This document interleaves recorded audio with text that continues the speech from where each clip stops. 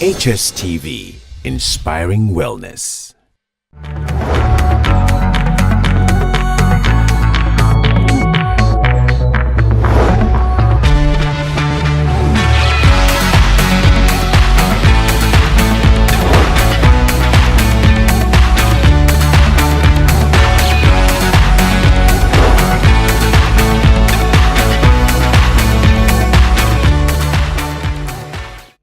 Okay, now the show is the Ultimate Sports right here on HSTV with me, Dennis Moore, and this is where we bring you nothing but the very best and the latest in the world of sports. And today is a really, packed show here, and we bring you swimming, boxing, and then of course we'll be talking about, the way forward for Accra Hearts of Oak and the way forward for Ghana football. My guests, of course, be joining me, of course, in the studios, and we'll be talking extensively on all these issues. But what about now? We'll be talking about swimming because we have a coach, of course, in the country, a pretty lady, and I'll be talking to her pretty shortly to tell us her mission, of course, here in Ghana. But even before that, don't actually also waste time to send me your thoughts, your views and opinions on our WhatsApp line, 0260 568 135, 0260 568 135. So as I said earlier, our major preoccupation is really going to be on three stances: